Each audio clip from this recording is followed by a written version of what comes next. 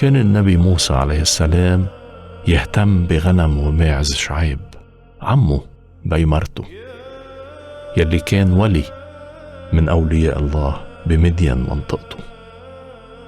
وبمرة راح لجهة بعيدة على آخر البرية، وهو وغنم عمه عم يرعى، وصل صوب جبل الله يدعى، وهونيك ظهر له ملاك من عند الله تعالى بقلب شجرة صغيرة والعاني نار. موسى شاف الشجرة عم تولع بس ما عم تحترق، فاستغرب شو صار، وقال لحاله كتير غريب، خليني روح شوف كيف مش عم تحترق هالشجرة هيك. وبس شاف تعالى أنه عليه السلام قرب منها تيطلع، حكاه صوت من قلب الشجرة وقال له يا موسى. رد موسى لبيك.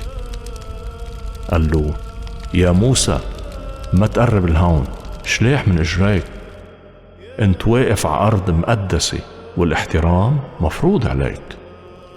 وكمل أنا هو الله ربه ورب آبائك الأولين، رب إبراهيم وإسحاق ويعقوب. فخبى موسى وجهه خوفا من رب العالمين، وأوحى الله وقال شهدت معاناة قومي بني يعقوب بمصر، وأني لها بصير، وسمعت صراخ بسبب ظلم مستعبدينهن، وأني كنت بها خبير، وتجليت لأنقذن من أيدي المصريين، وظهروا من هونيك على أرض بتفيض لبن وعسل، على أرض الكنعانيين آخرين. نعم، صراخ قومي وصلني، وشفت كيف المصريين عملوهن بقسوة وقهر، وهلأ رح ابعتك لعند فرعون لتطهر قومي بني يعقوب من مصر.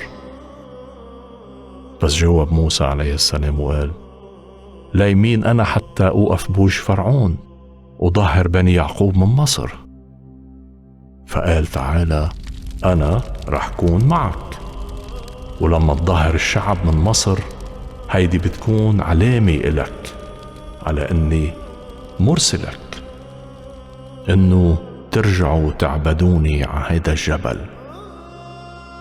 وتردد موسى وقال إذا رحت لعند بني يعقوب وقلت لهم إنه الله رب آبائهم هو يلي أرسلني إلهم، سألوني شو اسمه، شو بقول لهم؟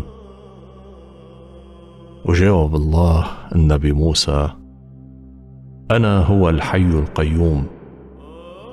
وهيك بتقلن لبني يعقوب الحي القيوم هو يلي أرسلني إلكن، الله الدايم الأحد، رب آبائكن ورب إبراهيم وإسحاق ويعقوب أرسلني إلكن. يا موسى هيدا هو اسمي لأبد الآبدين، وبهيدا الاسم ارفعوا ذكري من جيل لجيل. وهلأ روح اجماع شيوخ بني يعقوب أجمعين وخبرن إني رب آبائهم الأولين، رب إبراهيم وإسحاق ويعقوب، اتجليت وأوحيت لك بإني بحالهم خبير، وبكل شي صار معهم ومع المصريين أني بصير، وقررت أني ظهرهم من مصر من وضعهم العسير على أرض بتفيض لبن وعسل، على أرض الكنعانيين آخرين.